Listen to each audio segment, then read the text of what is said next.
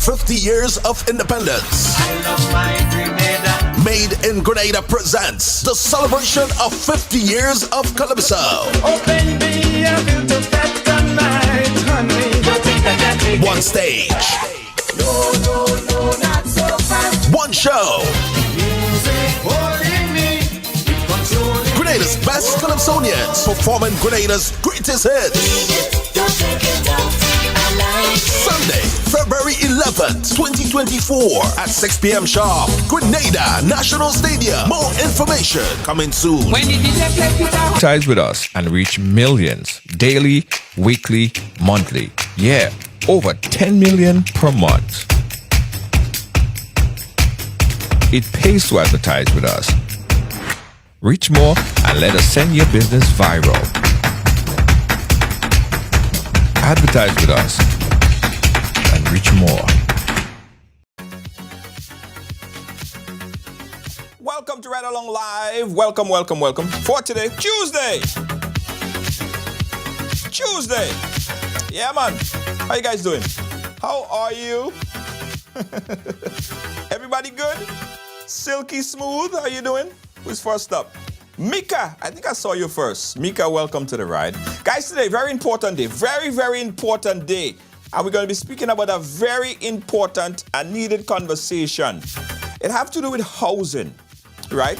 It has to do with housing, specifically with housing. There have been a lot of talk, a lot of conversation about the Housing Authority of Grenada in the past couple of days. Now, there are a lot of conspiracy theories that's going around, that is circulating.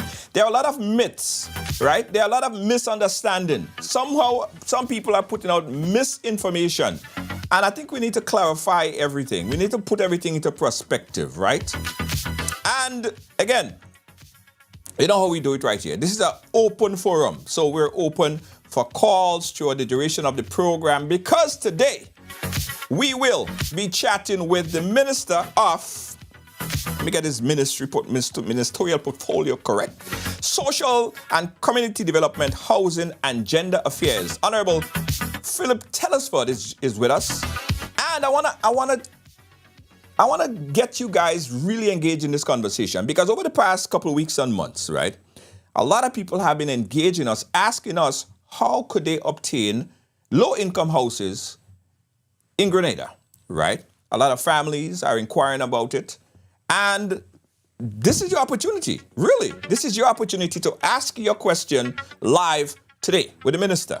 And again, to debunk a lot of the myths, a lot of the propaganda, a lot of the information that has been spreading that is not valid. All right? Got it? All right, so everybody share the program. Everybody share the program. This is needed and useful information today. All right, Donnie Lewis, Lacey J, Kaya, Rita, are you ready? All right, everybody ready. All right, guys.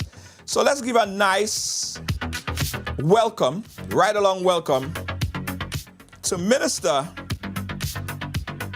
of, again, Social and Community Development, Housing and Gender Affairs, Honorable Philip Telesford. How are you doing, my friend? Well, good evening, Junior, and good evening to all those on your platform, the ride-along people. Yeah, man. Riders, as they say. Riders. Yeah.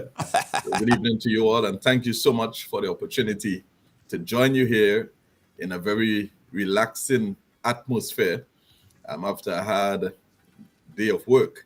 Yeah. So thank you so much for having me, and I really do appreciate this. No problem. And I think I think it's necessary. Oh, that's your first time on a ride. That's the first time. Oh, yeah. Look at that. And guess what? I'm popping Willie and all kind of thing here, so.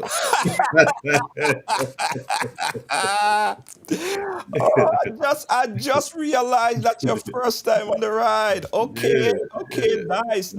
I'm enjoying the ride so far.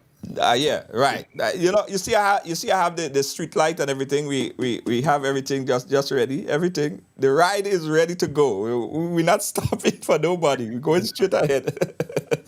All right, Minister, tell us about your ministerial portfolio. Pretty extensive.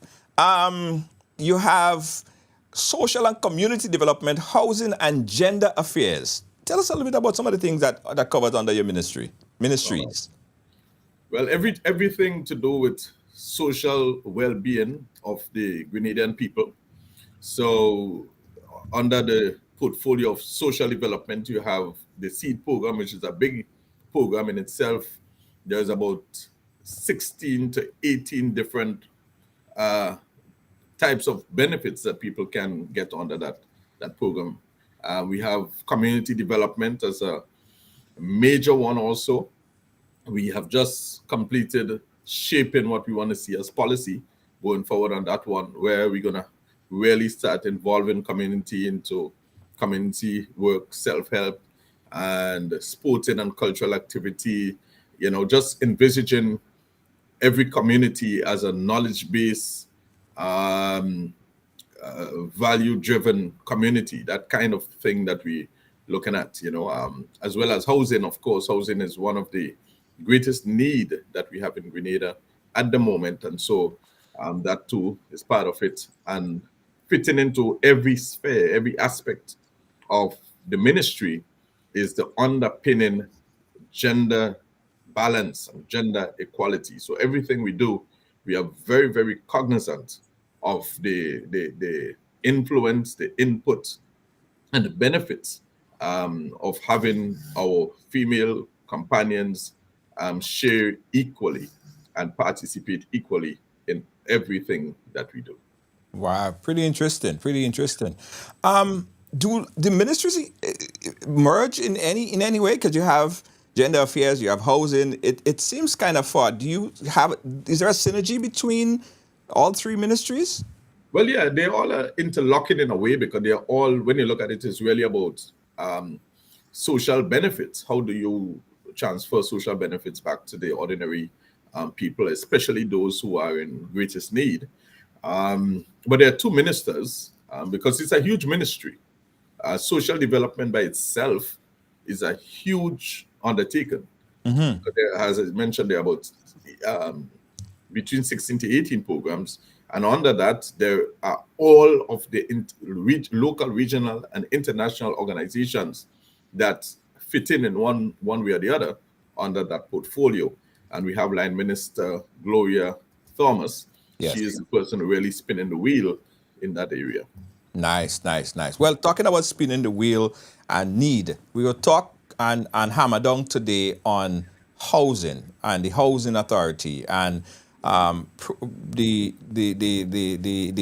providing housing for Grenadians right now, because this has been a very, very it became a controversial topic as we continue to follow the changes in the allocation or the rewarding of housing for in the low income housing program. So first of all, tell us about the initiative, the low housing income program.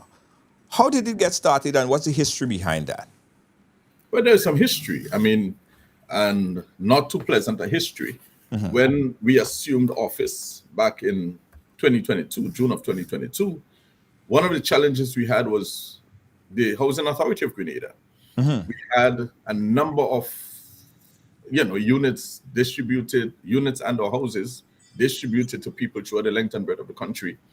And people were not fulfilling their obligations. We had about 20% compliance and 80% non-compliance. So the manager said to me blatantly, he said, look, when we distributed the first set of houses, people received the letters and the keys, and they said on walking away that we ain't gonna pay a cent. So said, so done, right? And those are the words he said to me. People literally said to them they were not going to pay. And so it is just creating a drain on the state, because all of these things really supposed to be a revolving process, so that people who receive, as you repay a little bit, you put back something into the kitty so that you can continue to provide the same service to future people as Right. they qualify for. But what was the contractual agreement? Let's go back. So and we're talking about before Yeah. this administration came in. What was the contractual agreement that was made between the owners or the renters or the folks living in those houses? What was the contract? So the government issued, via the Housing Authority, of course, a lease to the unit occupiers. So it's like a rent. They were renting this property. Right. And they rent it until they finish repay. So if it was valued, let's say $60,000, they will pay rent to the amount of $60,000 plus 3% annual interest. Okay. Right? For a period of 20 to 30 years. So if you never finish pay the last installment, you'll never get to own it. Right. So it was what we call a lease to own arrangement. Right. Some people were required to pay between, say, $150 to about, say, $300, or sometimes it might be just a little over $300. And they were obligated to pay.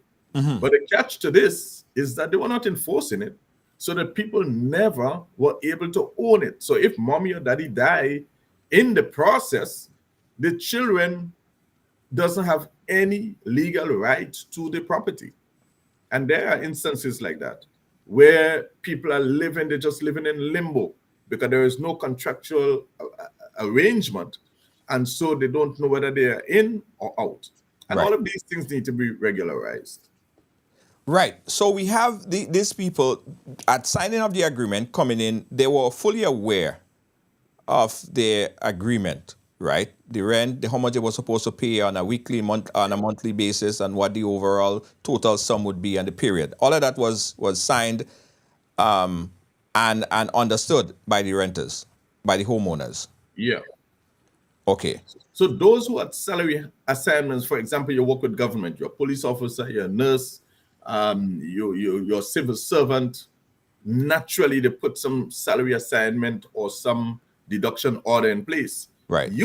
Those set of people, paid religiously every single month. Right. While those without that mechanism in place did not pay. They refused to pay.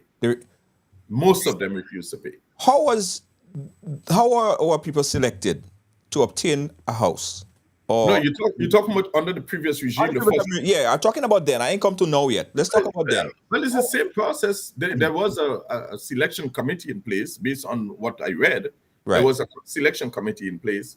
Whether they played with the system or not, that was not for me to try to figure out. Right. There was a selection committee in place. Based on a set criteria, people were awarded these units. And part of the criteria was that they had an income sufficient to be able to cover the payment. Right. And that the salary range at the time had to be within a certain bracket. So if you were deemed middle to high income, you're not going to qualify. Right. So once you fit within a certain salary bracket, you most likely would get those houses.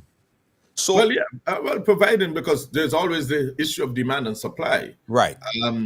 Because housing is a great need in Grenada. So even if a whole set of people apply, is only so many would be able to get still. Right. But I want to understand, because what I'm hearing is different, and I'm glad I'm getting that clarification from you that they were contracted and people knew that this wasn't a free, just leaving the house and don't pay. It was, they had a contractual agreement, and they was aware that this contractual agreement was that you pay X amount on a monthly basis, and they understood that. It wasn't a take this for free and you live there for the rest of your life. That wasn't the original agreement. Yeah, so you're quite right. Right. It was never meant to be free.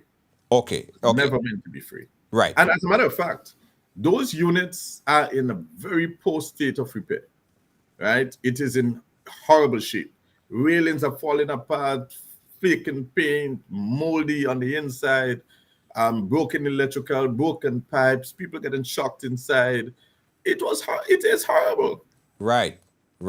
I mean, we visit some of the sites and people are saying, well, this is the condition you all have us living in, right? And so people are really bitterly complaining, and maybe one of these days you should take your cameras up there and see what's going on yourself. And so, but the problem is, because the people were not paying, the housing authority never had the money to repair these Yeah. units. Right. But the question came back, how is it, or why is it at a 20% ratio of payment, like the 20% compliance in terms of payment? How did it get so bad? Was there any enforcement? Did the housing authority not do their jobs? Why did it fall so low with 80% of people living in those places who signed an agreement to pay over a period of time, didn't pay, and nothing was enforced, nothing was done over a period of time? Who dropped the ball there? Well, I wouldn't be able to answer exactly, but I would say when there is too much political overreach in this statutory organization, they could never function properly. Right? And that's why I say to the board that I hold you responsible. I am withholding my influence in the organization. You function as professionals. And all of these people are well qualified, trained people from different walks of life, who is engineer and different things, retired banker and all sorts of things on the board. Very qualified people. So they have what it takes to direct and to set proper policies, right? And the management, I know they have been doing some stuff then to getting the management right. And in terms of advertising, I know they will be hiring maybe some project manager and stuff like that to look at those units, so that they'll create a sort of department to look at the regular maintenance and upkeep. I know recently they hired, maybe a couple months ago, I can't remember exactly when, hired an HR manager, for example, because I think they have more than 50 staff at least in that organization. And they hired an accountant. I mean, the previous accountant that they had there, for 5 years straight, no audited financial statements, none. No management letter, none. So you don't know where they've fallen short, what to do, and so it's just a complete mess. So Right. Some people complain. Some people who reached out to me and complained about it, they said, "Why you expect me to pay for the property when the housing authority is not fixing the plumbing? The railings are falling off. Some people getting chapped by the railings. So which one comes first?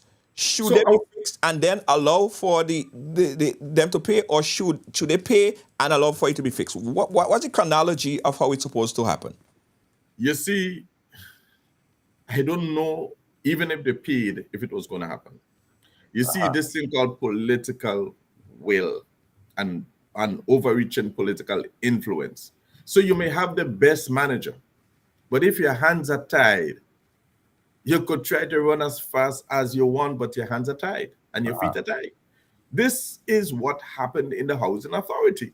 The management could not have done what they had to do. And so they couldn't, the way the housing board and thing would write people and demand payment now and operate professionally, that was not obtained prior. This is new, right?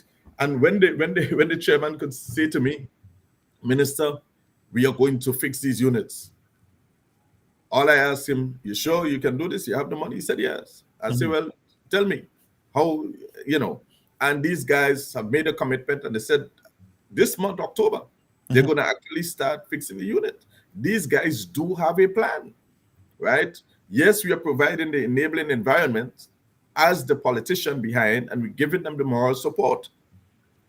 But prior to that, the political will, the moral support, and the drive to get these things done was very absent. Right. What is the responsibility? And it came from the very top. Right. Very top. What are the responsibilities of the housing authority versus the responsibility of the tenant living in the apartment? What is their responsibility to repair? And what's your responsibility, housing authority, to repair? So the unit occupiers or the renters, because that's what they were renting for life. Right. they had to repair their internal what goes on inside the unit, Right. right? And the housing authority would otherwise be responsible for what we call the public areas, the externals, the roof, the railings, and that kind of thing. Right. All the public areas. Right. Okay. All right. And you said that they are both in disrepair. There are a lot of issues both inside and out. What you meant when the administration came in and started looking seriously at the housing situation, right? Yeah. So when we came in, we recognized that some things were not right. Right. The manager wrote his report, he submitted it, and we recognized what he wanted to do. Right. And so, we took the report and we did what we had to do. And that is where a lot of these initiatives came from. And even when we started discussing the distribution of these units, that's the new units now. Right. Yeah. He was very supportive in us going the way that we go, because he was saying to us, if we were to do what we did before, it is not likely that we're going to get success. Yeah, excuse me. Yeah. Again, guys, let me just preamble right here a little bit on going forward, guys. We're speaking here with Minister Honorable Philip Telesford, and we're speaking specifically today about the housing situation. Now, I know a lot of you guys have questions. Some of you probably have your application in as well, and you're waiting. So we're going to give you guys an opportunity to call in. Just cue the number in your phone. As soon as the phone line's open, I want you guys to call, because the minister is here to take your questions as well. You were saying, Minister? Right. So, yes. So to get back on track, the system did not really cater for professionals to really exert their professional influence on the organization. Right? Right. So, having seen all of this, we sought to start to make progress towards fixing the situation. And we recognize the danger of political influence. So, as a politician and as a professional myself, my objective was to move back, but direct from a policy position. Right? So this is what we do. We set policy, the board of directors take the policy and they apply strategy to it. Right. And the management operationalize that. Right. This is where we are at the Housing Authority. Now, you spoke about repairs, right? In order to get these apartments, these houses into suitable living condition, what's the average cost of the repairs? And also, if you could tell us, what is the average cost of the monies that is owing by these renters in these apartments? The 80% non-compliance. If you could give us a ballpoint of what is owing in general sense. I can't remember the exact the figures. I wouldn't be able to tell you that. But in respect of the repairs, I can tell you between 2.2 to 2.5 in terms of repair work to be done. Million, I'm talking about 2.2 to 2.5 million dollars worth of repairs to be undertaken. Sorry. So I didn't really get onto the dollars and cents as to the amount that they're owing, but I know I do have it in the report. Right. But what I can tell you is the non-compliance rate. But I do have those figures in the report, but I can't remember what it is off my head. Right, right. So you came in and you saw there is a problem. The problem is non-compliance. People have in this apartment, they're not paying. Do you believe that if you go ahead and fix these units with government money, with taxpayers' money, then it will encourage compliance? Do you think that that's the way forward in terms of getting things back on track? But yeah, because I believe people have a legitimate reason sometimes why they don't pay. Apart from the political influence in the past, people are looking at the fact that, my roof is leaking. You're asking me to pay. I'm getting shocked in my own house and my pipe is, broken and so on. And although I know these are internal things, some of it is internal, but the danger that imminent danger from the railings and so on the outside, and as if they feel neglected. I can tell you that because we visited these sites, and as a matter of fact, people are very apathetic about this thing now. They feel that when government officials come around, they don't they're not serious. They just come around just to mind their business and to maybe ask them to pay without any serious commitment to fix. Right. So I believe we have to show goodwill, start the process, and this is what the board is prepared to do. Start the process of repair while management continues to do what they're supposed to do, which is to follow the process of collection of outstanding amounts. So we give the support from a government standpoint. Go ahead, you fix, and we support you. Right. The board exercises that, and management does what they have to do in terms of the continued process of collection and effective management. And collection is part of management. What is the process of collection? What is the new process of collection for the 80% non-compliant? What is the process? Well, the process is very simple. I mean, the people come over the counter and they make a payment. Those who, some of them have, well, no, they don't have no standing orders at the bank. Those who are actually paying, some of them have standing orders at the bank and salary deductions with the institution. Right. But those who generally not paying are those who pay over the counter.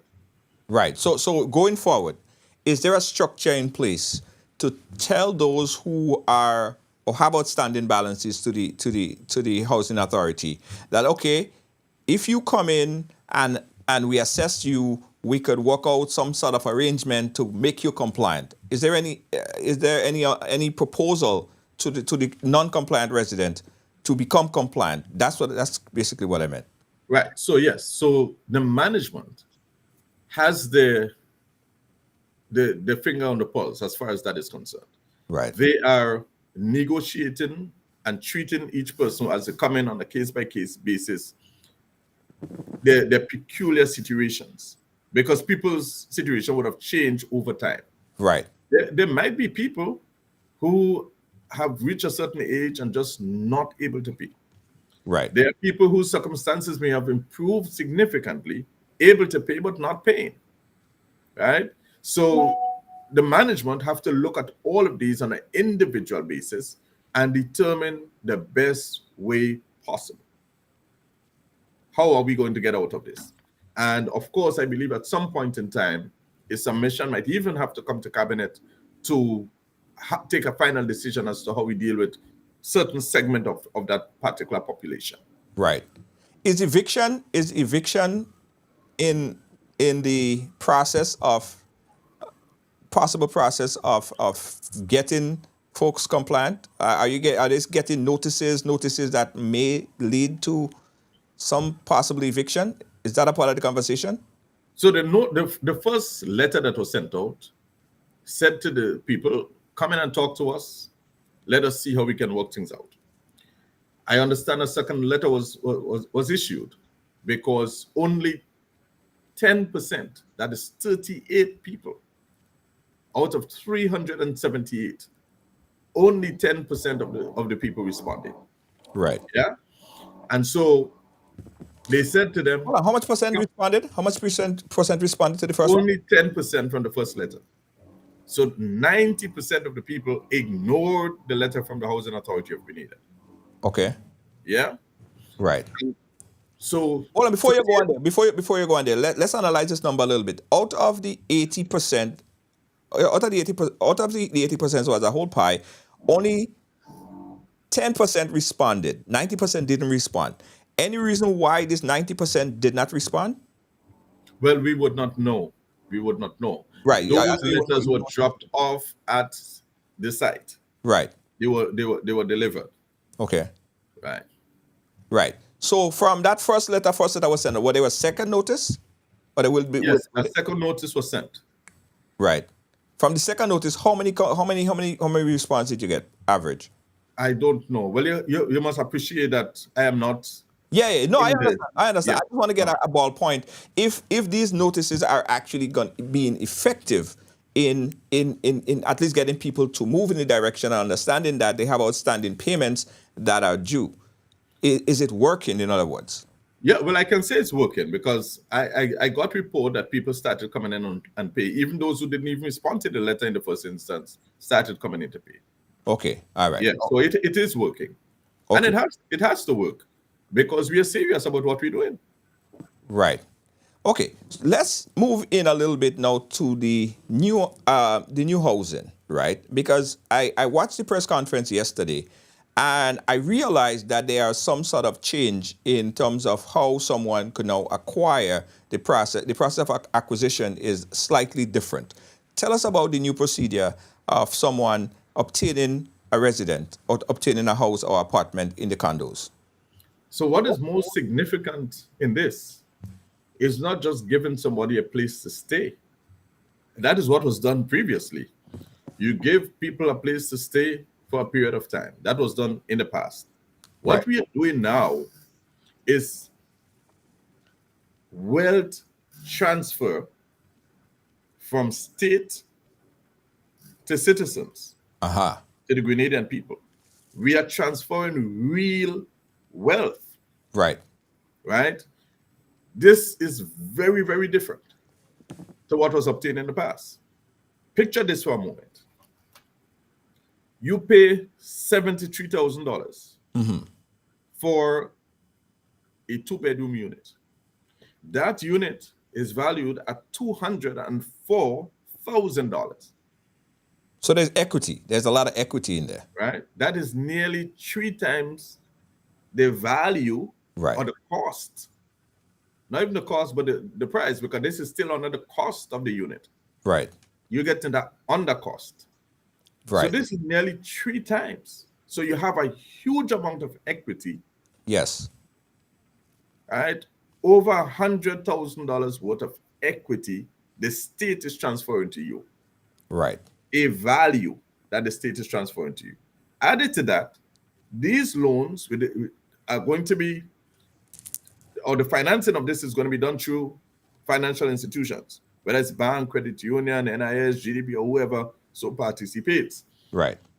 And the government turns around and say to these financial institutions, we will guarantee these loans, so the risk to the financial institution is zero. Right. These individuals have nothing to worry about. The equity in this, if they are wise, they can, firstly, they need to get faithful in the payments Right. and establish. This is saying a lot of these people ordinarily would not be considered a good bank, a bankable client, a good client. Right. They have an opportunity now because there is worth. You're moving from a position almost overnight from zero worth to over $100,000 in worth, in Yes. real money, Yeah. real value. Yes. And so you now need to build your credit. And you would understand that very well because you live in the big world. Yes. Yes. Yes. You build your credit Yes. over a couple of years, and you're using that same value inside of this as security Yes. to do something else that you want to do Yes. and could not have otherwise done. I think that needs to be explained to a lot of people in terms of the equity, the value that is in there. So you buy the property for $70,000+, and essentially it's worth over $100,000. Yeah. So there's actual value in your equity. You could take money out against your equity. This is Yeah. money. This is hard money. I mean, in simple terms, I bought my house, I remember, for $300,000 or so. Now my house is worth $900,000 over a period of time. And that's actual money. That's cash. I could buy another house on the equity of this house and other things. So I think people need to understand that equity is value. But here's the thing, and I guess this is something that, excuse me, this is something that a lot of people have been asking. Before I ask the question, let me go to the phone line. We got a call on the line. Caller, you live. Where are you calling us from? Hello? Hello? All right. Caller, you there? Yeah, hi. Yeah, hi. Are you hearing me, caller? Go ahead. Okay. All right. Let me put you on speaker, caller. Let me put you on speaker because I'm not hearing you through the phone. Caller, go right ahead. Yeah, you hear me, right? I hear you now. Okay, yeah, Ricky Jai, my friend. Ricky Jai asked him for someone and he gave me. Okay, all right. So it's not about the program. All right. I'll call you right back, okay? I'll call you right back. I'm on a live program right now. Okay, all right. All right. It's totally something completely different. It happens. All right. So here's the thing, Minister. What happened to the person who don't have a good job to go to the bank, right? They are a part of that group. I don't want to say it, but they don't have a good job. They don't have a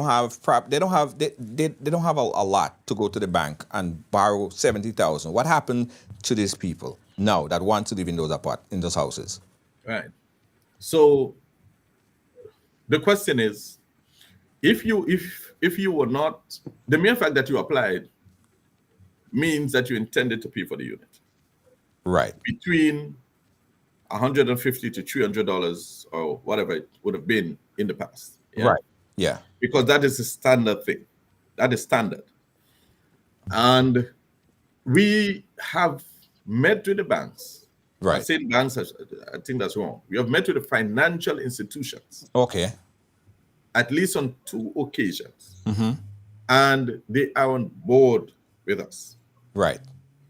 As a matter of fact, they actually like this because you see, when people have value and the risk to the institutions are low, yes, or negligible, yes, then you can literally overlook some other stuff. Yes. Because you're not taking on any risk. Your risk of losing your money is zero. Because right. it is already hedged. Right. It's guaranteed. So the government is like an insurance policy in the case of default. Default, right. So the bank, the government is guaranteeing that it is going to pay. They have equity in their property. The bank love that because, hey, they got equity. If I ain't get my money, they have huge equity in it. The banks love that. But I'm still, I don't think a lot of people still clear on this. You don't have any money. You don't have anything to start with. Can I walk into the bank and say, I'm looking to buy this property. I already signed up. I got approved for this property. I don't have a job, but I want to buy this property for $75,000. Will the bank give them that loan, knowing that they don't have any job, no work at this point in time? Well, I don't think the people who were selected are people who are unemployed. Okay. Because part of the conditions is that you ought to be able to pay for it. Okay. And I don't think it is justice to take people and put them in a worse position. Right. Remember our agenda is transformation and transferring of wealth to people. Right. That is a promise we made to make ordinary people begin to own a piece of Grenada. People who otherwise could not have said that I have real property. Yes. You're now holding a title document, a title deed document that says, I am an owner of real property, real estate. I'm an owner. Yes. And if I die, I can pass this on to my children. Yes. Right? Or after 10 years and I want to sell it, I can sell this property for full market value after 10 years. Absolutely. Absolutely. And take my money.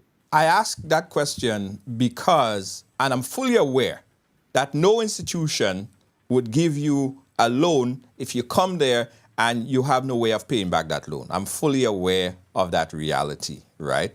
But I ask this question because of a situation that was brought forth in this press conference. I want us to take a quick look at it, and I want your comment on this. This was the conversation. Listening. We heard a situation where individuals now have to pay up front, go to a financial institution and pay up front.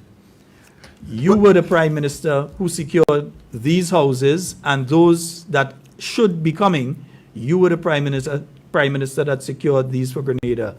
What say you in relation to the present situation?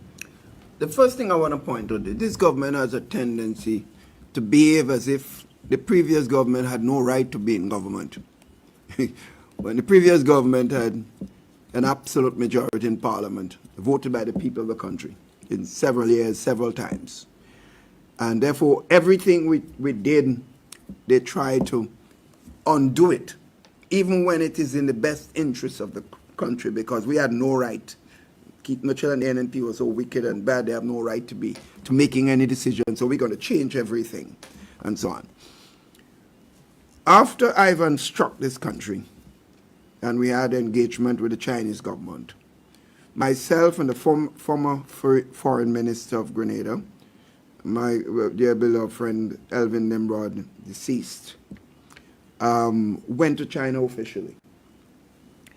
And we told them or asked, in addition to the financial aid and other things that were given to the country, they asked for the priorities of the government. We named the destruction of the stadium as a serious priority because we wanted a stadium where the young people can use their skills in athletics and football and, of course, cricket. So that was one. But also a top priority was providing housing for the people in the country. But we specifically said to the Chinese, we wanted the houses for the poor, more for the poor and vulnerable. So we wanted thousands of houses for the poor and vulnerable.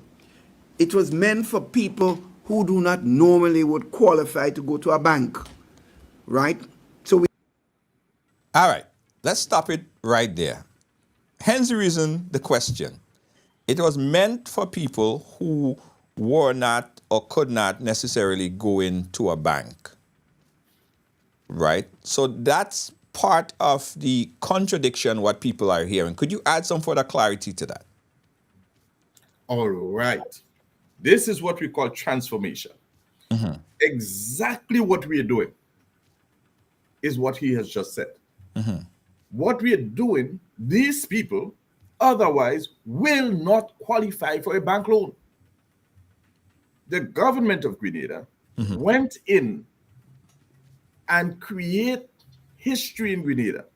We meet with the banks and financial institutions, so to speak, including the credit unions, because they're a major player in this, and created a platform and say to the financial institutions, we are guaranteeing this loan.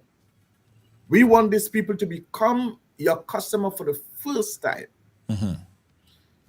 And when they begin to pay and pay and pay, they become your customer.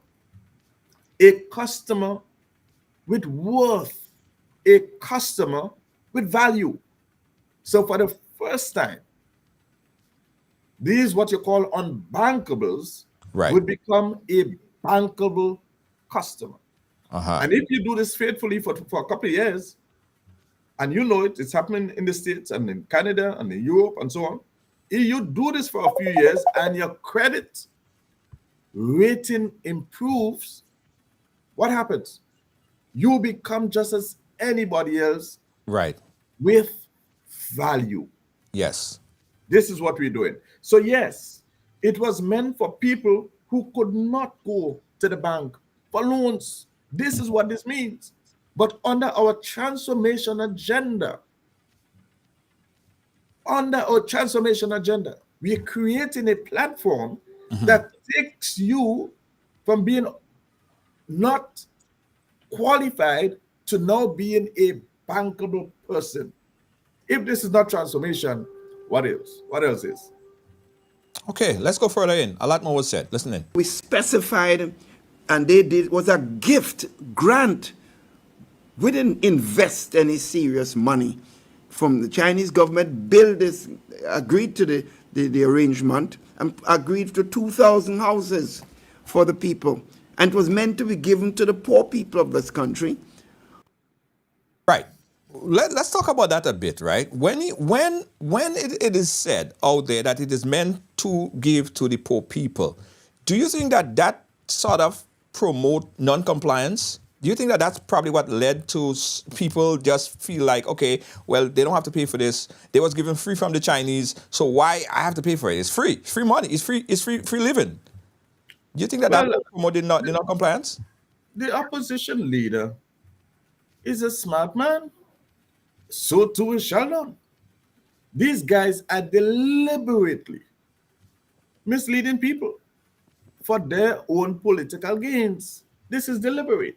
Now, this is a grant. Yes, it's a grant to the government and people of Grenada. That is why we're not selling a unit for $204,000, but we're Right. selling it for 73. Right. Under their system, they were still selling it at 3% interest markup on it. Right. But the problem was you were never able to own it. We are saying own it now. That's the difference. They were charging 3% interest. We went to the bank, we asked them if you can start a 3% negotiation. But of course, it's free market. You can't tell them exactly what to do. Right. But hopefully, the smart ones, well, all of them are smart, not to criticize anybody.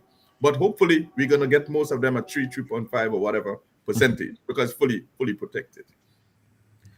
These units are meant for the poor, but not to keep people poor. This should be able to lift you from being poor to value, to a place of value, of worth, not to keep you there with a millstone around your neck so that you'll never be able to get out of poverty. No, we're saying to you, we will not do that to you. We are going to give you this property up front. You're going to be able to leverage this property and maybe even send your child to school. Hedge it against a loan to send your child to school, to some tertiary education, because everybody that might get a scholarship. Right. Make that sacrifice. Right. And transform your living condition. That's what we're doing. Yes. You think anybody under these places in all the sites that were given out under phase one, any one of them could take this to the bank and say, this is value here. Can you use it as security to educate my child and to take the family out of poverty? Hell no. They can't. Right. It's not possible. It's not Right. yours. Right. It's not Right. yours. So and you see, Minister, you say, I like this conversation where we could have a very slow, calm talk about the process, because I may understand having the process, but a lot of people may not quite fully understand the process, especially as it comes to as it deals with equity. A lot of people don't understand the process of, equity means that value is there. You could borrow against your equity. You could take a vacation. You could take money out and take a vacation based on your equity. You have ownership. You have rights, right? Are they going to be, or did Housing Authority plan any consultation to advise people on that particular fact? Or do you just assume everyone would automatically know this? No. We have some consultations coming up. I think on the 10th, they're going to Carriacou. They're having one at the Trade Center, I believe, on the 13th. They have a lot of stuff coming up. And they will be running ads. They'll be doing their promos and so on and so on. Listen, this is just amazing. And I am seeing the staff at the Housing Authority are so excited about this. Mm-hmm. Not only that, people who never applied for these units are now calling. Right. They're calling, they're asking, they're excited. They want to get in before Christmas. So the banks got to move quick. The credit unions got to move quick. The GDB needs to move quick. And I heard they talk about putting money in GDB. Yes, you can go to GDB also. The NIS, you can go there too. As long as they see it a worthy investment, go right ahead. Right. Right. We know a lot of those banks and them are very liquid. There was a report that we saw. The bank have it. The banks, they got it. So they're very liquid. All right, let's move on. I want you to check out a few of these other comments that was made. Listen to this. Who do not necessarily will be able to qualify to go to a bank. So no matter all the things you're hearing, or they're going to get guarantees on, this is nonsense. The fact is, the minute you talk about a one-bedroom house for $50-something thousand and another bedroom house, two-bedroom for $70-something thousand, you are in fact ruling out a lot of the poor people who should be getting these houses. I would not say totally free, but with minimum amount of investment. All right.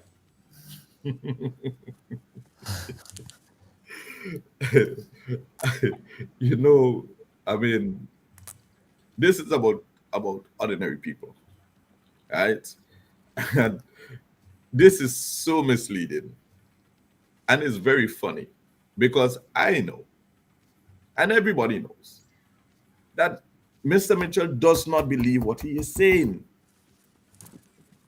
He does not believe the things he is saying. But he says it because he believes he can fool people. And he speaks with such great passion. He's an amazing man. I listen to Sheldon Scott. He knows I listen to him regularly. I listen to him almost every day. These guys are saying things that they know is wrong, and they do not believe it. But they're saying it because they feel that there's a segment of the population that will believe them. But there is news for them. Ordinary people are wising up. Ordinary people are wising up. So they're not believing everything that they hear. They're not believing everything because they are reasoning it out themselves. Yeah. You tell me I'm giving you a house, the document, the property, ownership of a house versus renting the rest of my life. And this scare tactic of saying, oh, $55,000 for a single bedroom. This is the wrong way to look at it. And he knows that.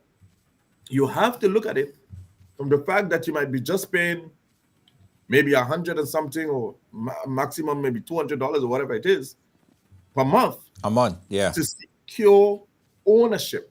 Yes. That's how you got to look at it. Yes. Because I don't have $55,000. I don't. I could lend you. I could lend you some. No, I don't borrow money from individuals. I borrow from people. You see, this is where those guys play. They just play with the psyche of people. Yeah. And sometimes it's interesting. I listen to them and I laugh. Trust me, it is good comic relief for me sometimes after a tough day because I need to laugh some more. Because I know pretty hard. But it's just amazing the things these guys say. It's absolutely amazing. Right. Because the difference is you're not putting up $75,000. You're not going and say, here, $75,000. I mean, most people don't have access to $75,000 in their account. It's basically now, instead of going to the housing authority, you pay that to the bank. The bank have the mechanism to make sure that everything work out on them and to retrieve and all of that stuff. But you are actually paying $150, $200 a month to the bank. And then you secure ownership, a deed. And you have equity in that property that you could borrow against to increase your wealth, to take a vacation, to send your kids to college.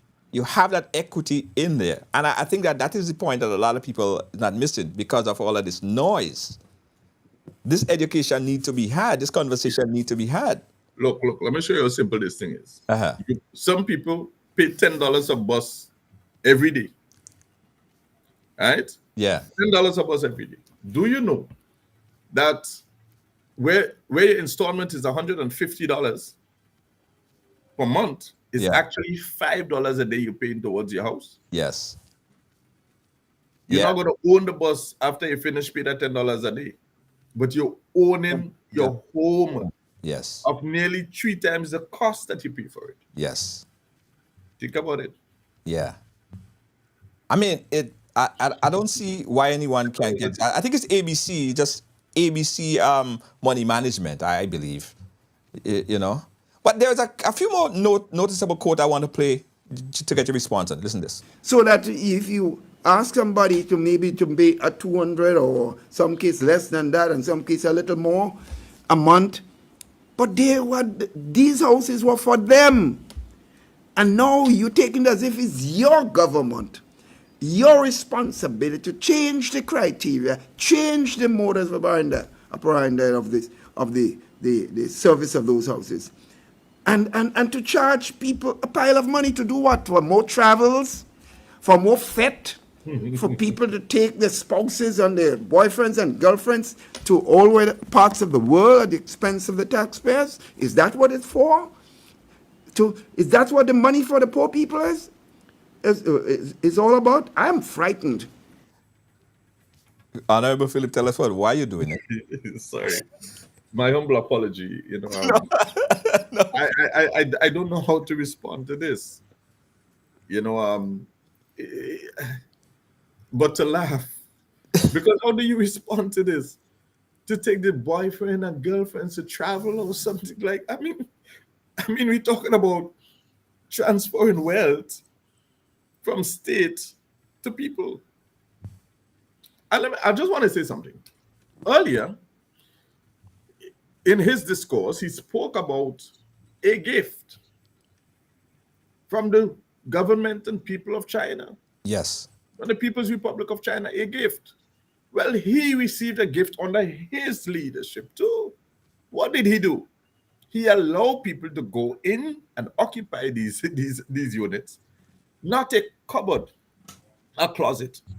As we speak, people still have their clothes in boxes and suitcase under the bed.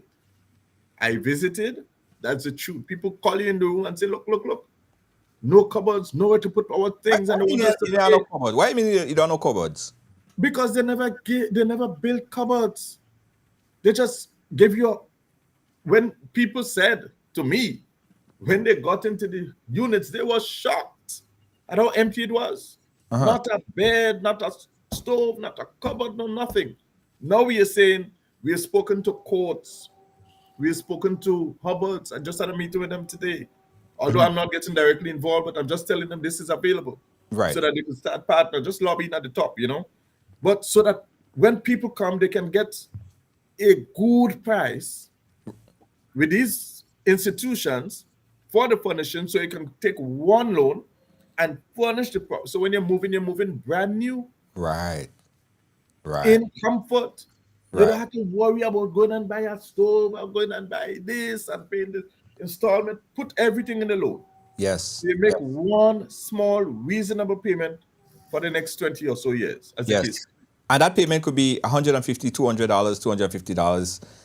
It's not a lot. You have nothing to lose. And Yeah. at the end of the day, you sleep, you save gray hairs. You sleep in comfort. You sleep. I don't know what's you feel living good here. about I'm yourself. getting a few. And I don't have that stress. So I don't know if Maybe you need to get a unit from the housing authority in Grenada. But here, I want to go back on this thing. You talk about a gift. When you get a gift from a friendly government, treat it with dignity and respect. Yeah. Don't allow it to fall apart in pieces. Don't allow the railing to rotten down to the ground. Don't allow the paint to flake off and the roof to leak and the mold to build up and the plumbing and the electrical one way and people living as a ghetto life. No. Right. You get a gift, treat it with respect. Yeah. Firstly, you should be partnering as a responsible government, partner with the People's Republic of China. This is what we did.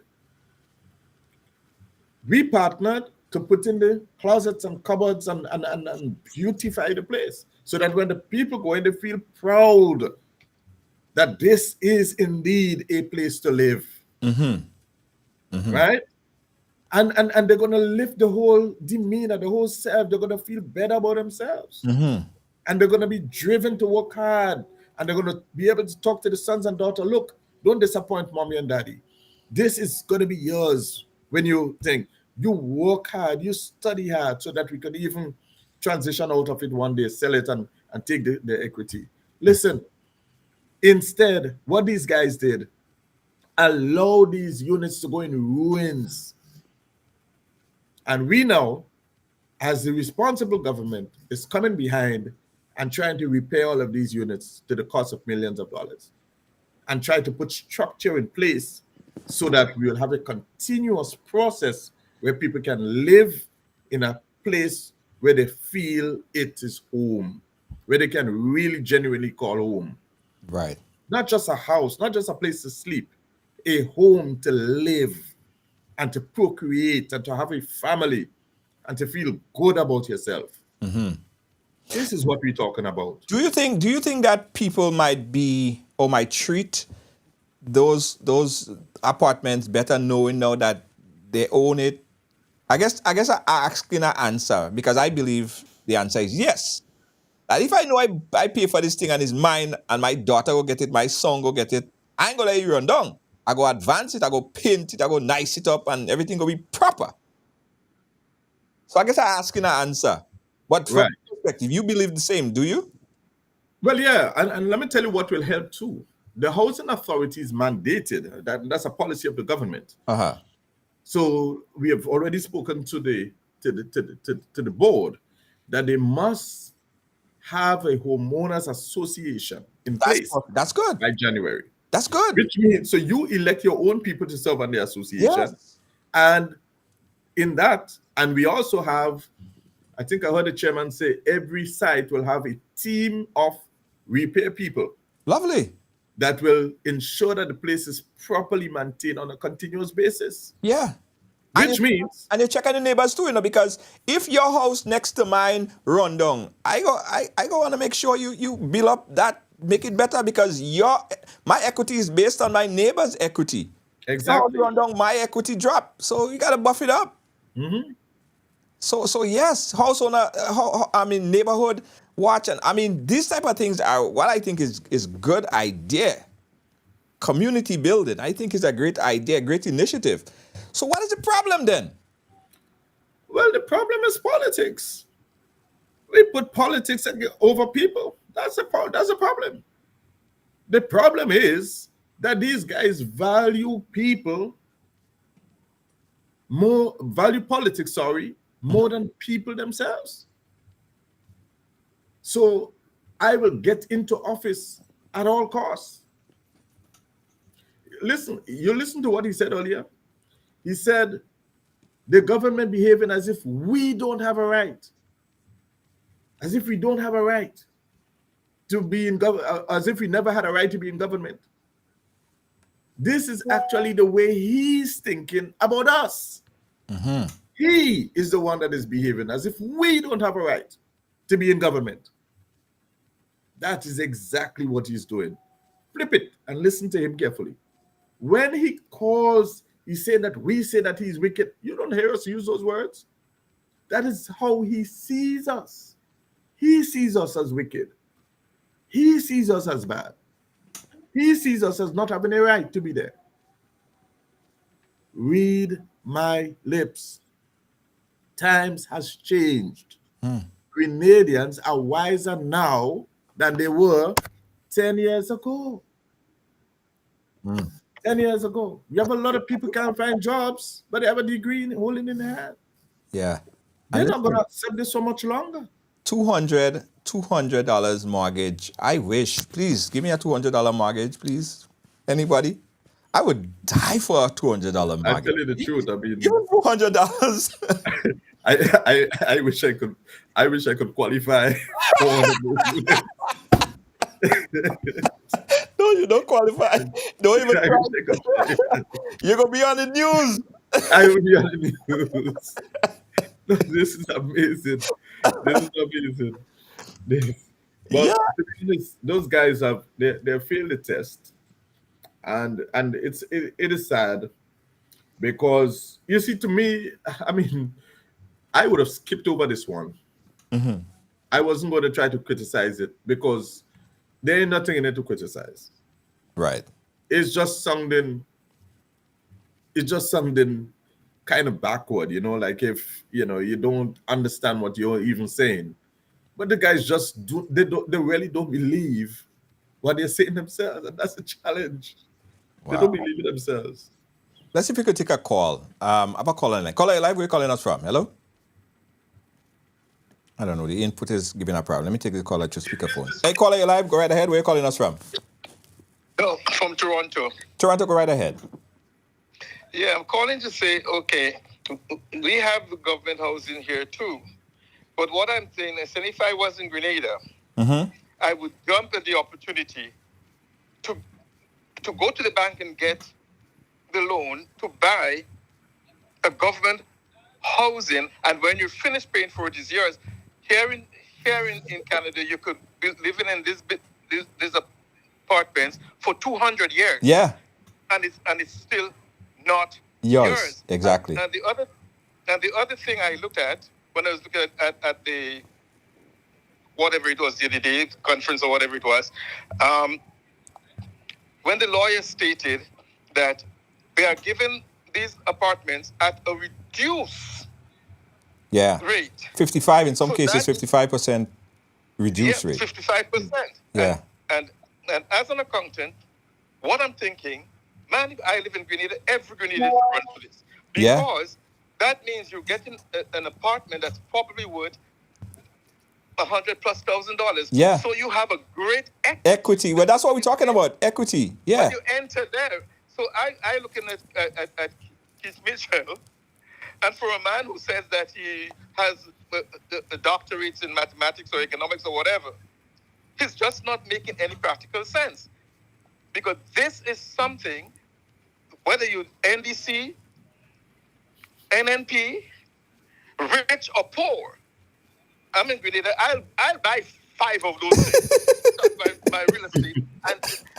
And rent or start my own real estate business. Well, too bad you can't do that. I'm sure they have stop blocks against that. But hey, I would have jumped at it too. Yeah, because it's not logical what Keith Mitchell is saying. It's for the poor people. No, if you have government housing, you cannot discriminate. Yeah. A person who is working there apparently say, okay, you're not qualified, blah, blah, blah, but you have the rights too. Yeah. So now I think Grenadians should wake up. Whether you're NDC, NNP, whatever P you are, you should jump at these things and try to buy one of them, because that is real estate. So you just have a mortgage with the bank Yes. for something thousand or $50,000 for something that you entering in. Yes. At, in some case, 55% discount. So that means you have 55% Equity. Yeah. So you're walking into money right there. And if people understand what equity means, they would jump at it, because okay, I have equity in that house. I need $10,000. I could go to the bank and say, take it out. Give me $10,000 and take it out because I have it. Yes. Exactly. So what Keith Mitchell is saying, that doesn't make sense. And Grenadians need to wake up and smell the coffee, because this is, when I saw that the other day, I was like, shoot, I should be living in Grenada. Well, I'm moving the studio, everything down to Grenada. I'm glad I have the minister phone number now. I could call him. Nah, I won't be able to get it anyway. But listen, caller, thank you so much. I appreciate your input. All right. Well, quickly, let me ask the caller. May I? Yeah. We have a great opportunity now for good life. Okay. What the minister want to ask you a question, but you have to watch it on the live, because for some reason the phone line is not going through the system, so I have to put it on speakerphone. But minister, you could ask him the question. He's going to catch it on the live. If it was a lease arrangement, would you want to buy these units? Well, he obviously can't respond, but if you ask me, in this situation where I have ownership and I could buy it and full right own the property, I would more than buy it. I want 5. Of course. Yeah, I want 5. Give me more. If I could have, I love it. But that's where consultation comes in, Minister. That's where consultation comes in, because a lot of people, again, probably don't understand equity. And I think it's an injustice when the people who do understand is not giving people right and credible information. There's nothing wrong with telling people, yes, it's a good deal because you own something, you have equity. Just imagine, guys, you now want to go on a vacation. You want to go somewhere with your family. You could go to the bank and you have $200,000 equity in your property. You could go to the bank and say, give me $10,000. I want to take out $10,000. It's actually money. Give me $10,000. The bank could then take that $10,000 from your equity, give you cash in your hand. Boom, you have $10,000. Cash. So even if you are right now, you have absolutely nothing. You have zero. You have you working and you're not even you working from hand to mouth, as they say, and you're just paying your bills. No, by buying this property, you just automatically get $100,000. Just think about it. You get $100,000 in your bank account that you could borrow against. And over time, I know that's not the minister speaking, that's me. Over time, guys, real estate always, the value always increase. It always increase over time. So you better get it now. Because I tried to buy a land down in Grenada the other day, and the price that they told me wasn't the price they told me 2 years ago. The price always goes up. Depreciate. Not like a car. The value depreciate. Nah, real estate, it goes up every year. So get it. I think it's a good idea. Minister, I don't see a problem here. I thank you for the clarification. You did well. I think you did a good job explaining it. I understand it even better myself. You're welcome. It's my pleasure. So I hope my two friends who had held a press conference earlier today, I hope they had the opportunity to listen to this program this evening, because they need to be brought up to speed also. Yes. Yeah. But I think that a lot of politics is in play. I don't know if your party does it as well, but I find in politics it's hard for one side to congratulate the other side, because there's always this if I give him a big up, then he probably could use that in some kind of promotion against me during election time. I think everything is politicized. You can't say something is good about something because it might come to the advantage of some other person or some other party, and that's the world we live in. Well, I want to congratulate the past government. I want to tell them, kudos for a job done. They left all the railings broken and everything for us to fix. So we come in and fix it, and we get praise. Yeah. Okay. That's so like a congratulations. That's like a major hype kind of thing you just do. All right, somebody asking on the live, they said, I want to ask the minister if you have that it have people who signed up to get house and they didn't get through. I'm currently renting and will try to get a housing unit, and they didn't get through. How could someone apply? Is the application process ended, or is it still open? All right. So there are things that may happen. We never know. For example, I'll just give you one instance. I know of two applicants who are now deceased, right? Oh, I see. So, who knows? The committee may just pull somebody at random, or who came close to making it the last time and just put them back in the equation. Who knows? But that will not happen like immediately. You would have to settle up everything first. So maybe sometime in the new year, hopefully, you might get 1 or 2 units that might be available. Who knows? But the greater answer to this is that there is Project 500. We've started the process where we have intended to build, 500 Grenadian-style homes, and that is well in train in terms of the planning. We've put a lot of structures in place. It took the last 12 months to start to get those things in order, and I think we are really at a place now that we can start engaging our partners to make this thing happen. And it's going to be a similar massive transfer of wealth at the appropriate time. So over time, we're going to get there gradually. I also want to say that the Housing Authority of Grenada is open for business. By that I mean that there are people who may not qualify at the bank to be able to complete their homes if they started, or may want to do it in pieces and so on. Have a conversation with the Housing Authority. They might be able to assist you. I know they're doing some stuff there. So have a conversation. You might be able to get some assistance. But all in all, the government is open for business. And so we're trying to see how we can assist people as much as possible in a very transparent way. And the idea is about generational wealth transfer to lift people out of poverty. And so whatever we do, we have those things in mind. Right, right. And my request, as always, there should never be a litmus test in giving those houses or apartments. You know, it's Grenadian, and I say this not to say that you are giving a litmus test, asking. Well, I'm sure there's no questionnaire that asks for what color you support, but there should never be a litmus test. It should be open and fair to everyone straight across the board.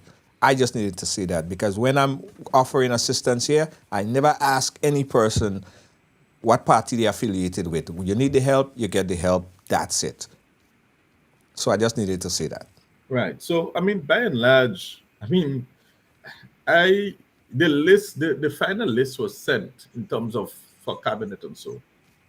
Junior, I was not part of the process. I don't know who gets. I at this point cannot call out 3 persons that I know qualified. I cannot call out 3 persons that I know qualified. Right. Well, that's good. Right? I really don't know who those people are. There was an independent committee set up by cabinet, and the people did the work. They submitted the report to cabinet. Cabinet basically approved the report and sent it to the housing authority and did the transfer and so on. So housing authority now have it. So housing authority don't even know. Yes, and we took rep from all the sites, all the areas where the houses were, just as under the old system. The manager of housing authority was part of it. I know one lady who was on the committee. The PS was also on the committee. PS general manager from housing, and a few other people. I think I need to actually get the names of those people because it's going to be asked sooner or later. Right. Who these people and where they're from and so on and so on. So I'll have to get that. But really and truly, if you wouldn't believe it, I was so. And you see, the objective of government is that we want to ensure that the process is transparent. That's right. There's no overreach by government. That's right. Because you cannot be condemning a system and then go in and do the same thing. That's right. Right? That's right. So the system was, to me, I believe the committee did a great job in doing what they needed to do. We didn't show up in the committee and say, put this, put that. We didn't operate like that. So I think by and large, I mean, it's the proof of the pudding is in the eating. So sooner or later, the call is going to start coming back and saying, we qualified, we got through and so. Because I think the letters start being issued and so on. So over time, we'll have the report. But there was no political overreach in this. I can tell you that one for sure. Absolutely, absolutely. Okay, I promise one last caller, and then we're gonna wrap. Caller, you are the final caller for the night. Hello. Hi, Junior. Hi, how are you? Where Minister. you calling us from? Not bad. I'm calling from New Jersey. New Jersey, go right But ahead. I'm planning to go home. I'm planning to go home next year. Okay. So I wanted to ask the minister, the 500 project that they have, could anybody like me or anybody living in Grenada could be qualified? Yeah. I don't know if like somebody might say, oh, you were living in America, you don't have this privilege. But as far as I see, a lot of us living in America, we're not rich. A lot of us, all the life living up here, we tend to help our family in Grenada. I know when I was trying to find a piece of land, I can't afford it. It's too expensive. Right. Especially if I want to live closer to the town. Right. So I wanted to know, when could we apply, or would we be able to apply? Okay, caller. So listen to the response from the minister on the live, okay? Listen to his response. Right. So the simple answer is yes. But to go into a little detail, the housing authority is open for business. They will build low income, middle income, and high end houses. They're doing that now as we speak. But what we are going to see is a scaling up of activities in the Housing Authority of Grenada. Nice. And if the things that we plan is materialized, people are going to benefit big time. Nice. Right? So I would say to those, find a number for Housing Authority, give them a call. I don't know it off my head. Right. Well, Call the Housing Authority, book your spot. There is going to be some promotions on air at some point in time. So the numbers are going to be there. Start making your orders when the time comes out. You're going to see model homes coming out. And the Prime Minister has given a very clear mandate. We're going to be operating with a very tight deadline. And I'm a person, I like to produce. Right. So I'm not so much into the whole talk and so on and so on. So we're going to really get this thing moving. Nice. You know, according to Trump, bigly. It's going to be moving. It's going to be moving. All right. The So, Spice Chick Jab Princess was asking, so when people buy the house, it's no longer a government house building, is it? How does China feel about that idea? So after someone buy the house, they now own the home, it's no longer government housing. China doesn't get themselves involved in domestic affairs. You know? They operate on a government-to-government level, and that's it. Right. You know, they do what they have to do for the government and people of Grenada, and we continue to thank them and appreciate them for what they have done. And you see, it's really how you deal with people too, and they must understand and appreciate what you're doing. I spoke to, you know, the ambassador and explained to them what we're trying to do in terms of the homeowners association and protecting their asset, because we really believe it's a disrespect to have these assets being not being repaired on a regular basis, not being properly maintained actually. And so they're on board with that, you know, and we're hoping also to get some training from them and maybe even set up a network where we can get the plumbing and the electrical supplies at ease in Grenada, so we don't have to, if something is broken, we can easily replace it and that kind of thing. Standardize. So over time, I believe we're gonna really nail it, and the unit's gonna be properly maintained, housing homeowners association implemented, and people's general living condition is gonna be lifted. Yeah. So that's the direction we're heading. All right, man. Thank you so much, Minister. A lot of clarification, a lot of information here. And I think that people appreciate it to get that from you. And that's why I said that we have to have the synergy where we could conversate about things like this to bring that information to the general public. So I'm happy that you took the opportunity to chat with us here. Any final word before we wrap? I actually hoping that one of these days I'll get an invitation to I call it talking. What do you call it again? Talking points? Talking point. Yeah. Well, Shella, you watching Shella? No boy. Shella, I want an invitation too. How come I don't get no invitation? I want a little invitation to explain myself and let it be known I will accept the invitation. Yeah. You see, I always say the same thing too. I always put it out there that this is an open forum. You know, we want opposition members to come on here. Let's have this conversation as well. But I don't get the call. I'm still waiting for the call. My number is public. Guys, give me a call. Let's have the conversation here. Because there might be genuine information that, and I'm not saying might, I mean, I'm sure that there are genuine information that they want to get out there. I'm open to talk to anyone. So, Sheldon, if you're watching, give the minister a call. Sheldon is my boy. All right, man. So, listen, we'll keep in touch, my brother. And best of luck, all right? Thanks for the ride, man. All right, no problem. We'll keep in touch. All right. Cheers. That was Honorable Minister, talking about the many ideas for the Housing Authority of Grenada. Great ideas. I got some closing thoughts. Don't move. We'll be right back. Advertise with us and reach millions daily, weekly, monthly. Yeah. Over 10 million per month. It pays to advertise with us. Reach more and let us send your business viral. Advertise with us and reach more.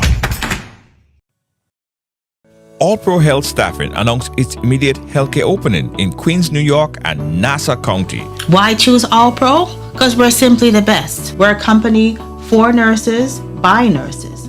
Join All Pro Health Staffing as an RN manager, RN supervisor, CNA, or LPN. We want what you want, and that is great pay and respect. With full-time position with flexible shift and great pay. Make a meaningful difference in healthcare.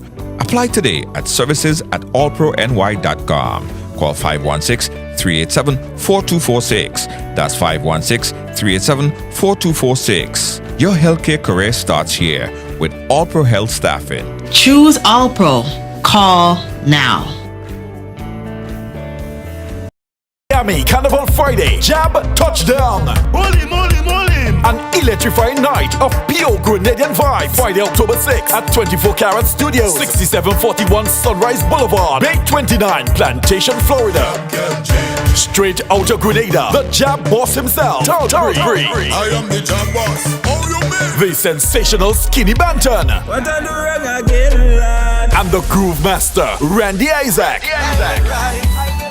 I will ride. Plus, more artists to be added. Grab your early bird tickets for just $50 online at jabtouchdownmiami.eventbrite.com or call 754-214-1272, 954-471-2484 or 718-666-1110. Showtime midnight. Your DJs coming to Shell It, Spy, and straight out of Greens, Jabba, the maddest Jab Touchdown, the ultimate Grenada Jab experience. Miami Carnival Friday, brought to you by the Grenada Cultural Festival Group.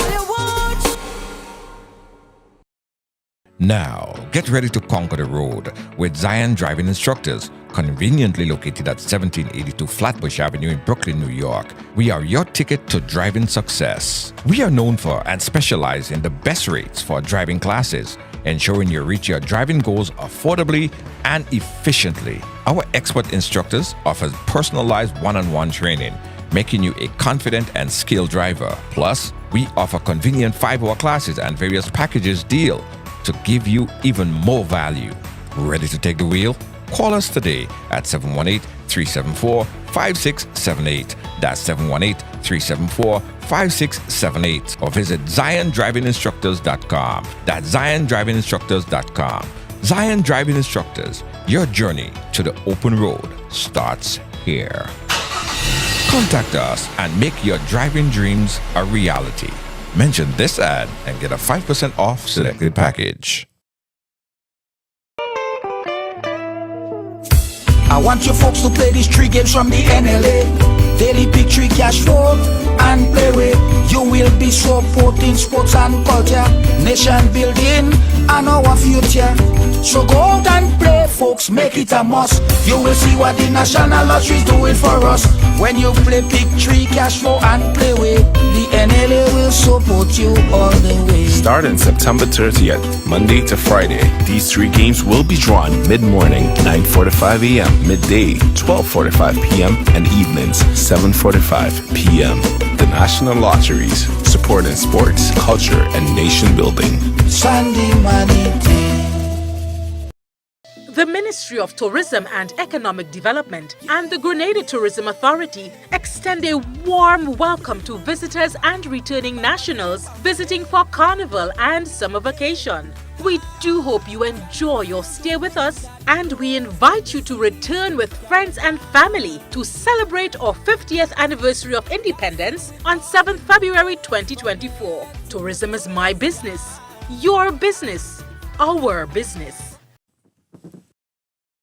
As we celebrate 50 years of independence, I love my Grenada. Made in Grenada presents the celebration of 50 years of Calypso. Open me up into that night, honey. You think I can take One stage. No, not so fast. One show. Music holding me, controlling. Grenada's best Calypsonians performing Grenada's greatest hits. Don't take it out. Sunday, February 11th, 2024 at 6 p.m. sharp. Grenada National Stadium. More information coming soon. When the DJ play Peter Humphrey, she raise her hand and she tell me, making no place sweeter than home. Yes, guys, again, thank you for watching. Listen, don't get tired, right? Don't let anybody try to confuse you or contradict you. do your own research, ask relevant questions to understand if you don't understand, right? But I'm telling you, based on everything that I know, an investment in real estate is an investment into your future. An investment into real estate is security for your hope, for your future, ownership. Now, as the minister said, when you buy these units, you go to the bank and you buy these units, it doesn't mean that you're paying $70,000 up front. That is the cost of the property. That is the cost of ownership. But it doesn't mean that you have to go and find $70,000. At the end of the day, you might be having a mortgage of $150 to $300, $350, something like that. That is a steal of a deal. Some people right here in the United States is paying $2,700 US per month for rent. They're still owning it. They're paying that until they get gray, and they're still getting evicted at the end. And every month, what the landlord doing? They're doing a little repair in the bathroom, and they're increasing the price. So you start paying $27,000. In the next 2 years, you're paying out $29,000 or $3,000 for the same apartment. No major changes to it. And you still don't own it. So your family members in Canada, US, England, and other places, they understand this very clearly because we do this every single day. Now, when you're talking about mortgage, when you see you talking about mortgage, there is a sense of ownership. There's just a feeling that you get when you know you own a property. You own something. You even own a little, probably you might have a little outside where you could plant a little something, you could paint, you could fix up yourself. You own this.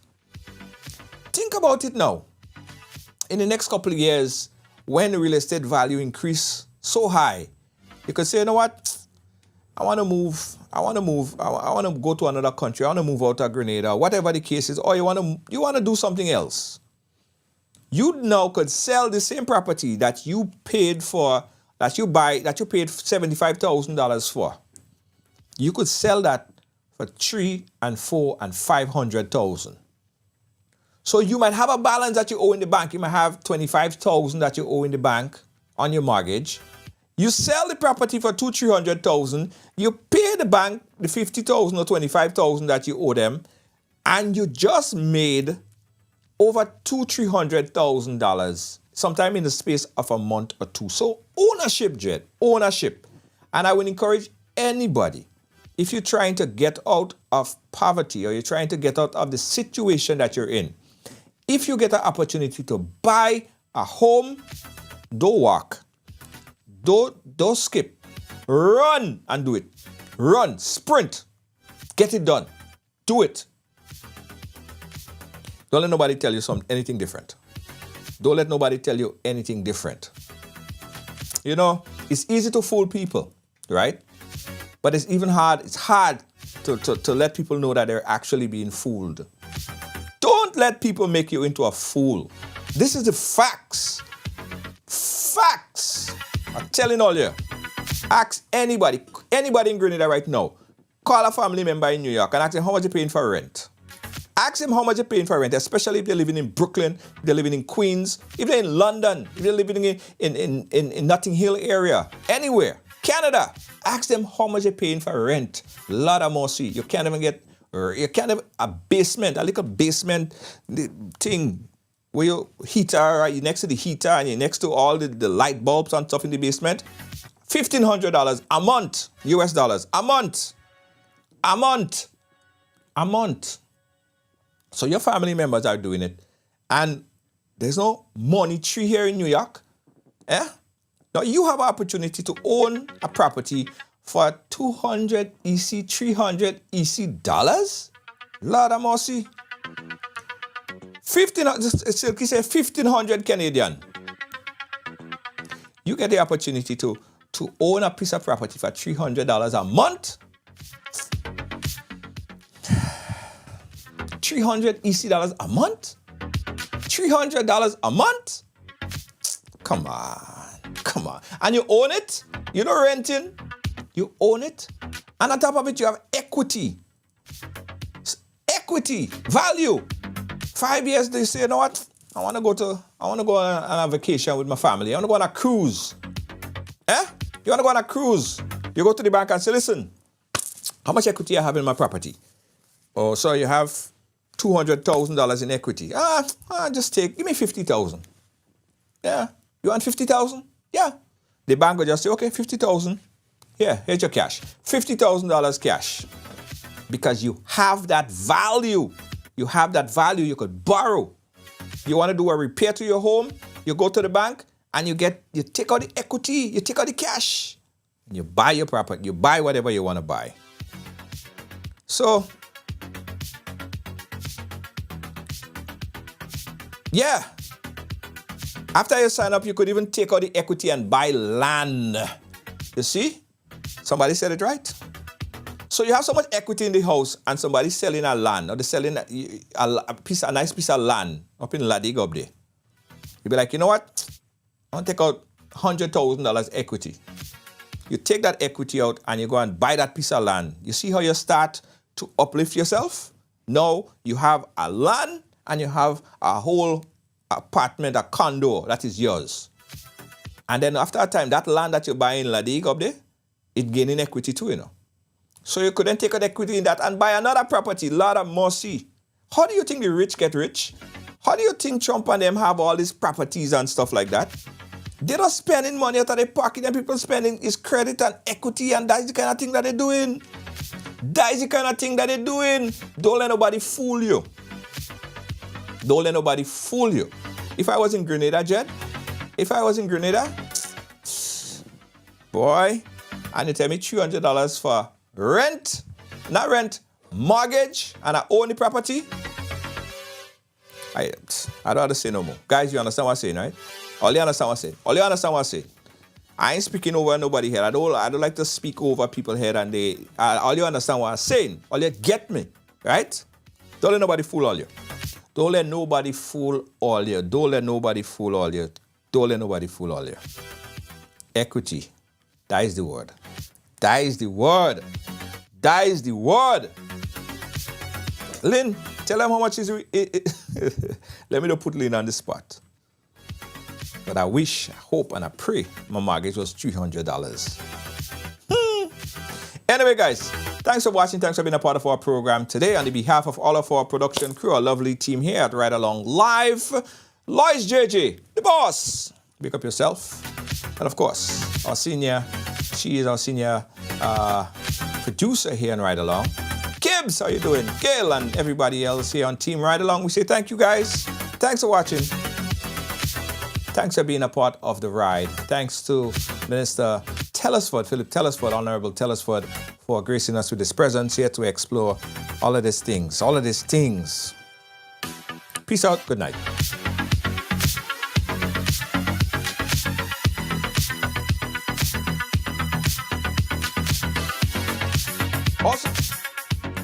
Also, guys, as a reminder, I want you guys to click that link.